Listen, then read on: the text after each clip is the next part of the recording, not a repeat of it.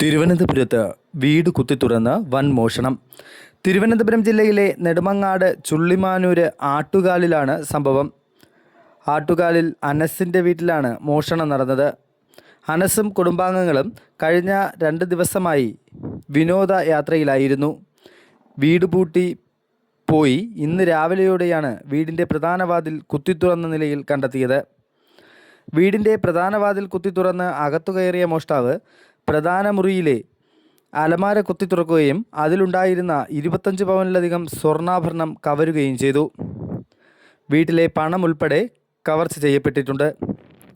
അതേസമയം വീടിന് മുൻവശത്ത് പാർക്ക് ചെയ്തിരുന്ന കാറിനോ ഇരുചക്ര വാഹനങ്ങൾക്കോ യാതൊരുവിധ കേടുപാടുകളും സംഭവിച്ചിട്ടില്ല.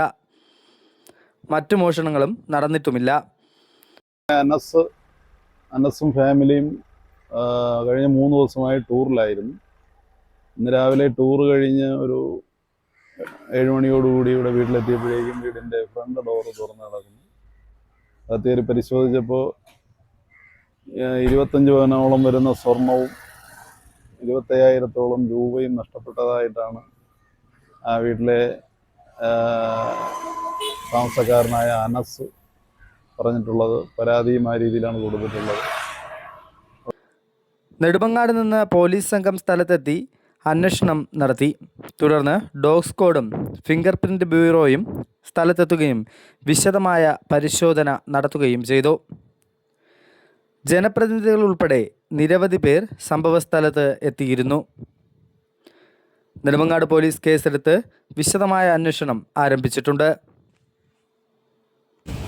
സംഭവം നടന്ന വീട്ടിലെ CCTV നശിപ്പിച്ച നിലയിലാണ്. പരിസര പ്രദേശങ്ങളിലെയും കിലോമീറ്ററുകൾ ചുറ്റളവ് പ്രദേശങ്ങളുടെയും CCTV ദൃശ്യങ്ങൾ പോലീസ് ശേഖരിച്ച് പരിശോധന തുടരുകയാണ്. തിരുവനന്തപുരം ചുള്ളിമാനൂരിൽ നിന്ന് ക്യാമറമാൻ അരുൺകുട്ടനൊപ്പം Vishnu, V media news network Kerala.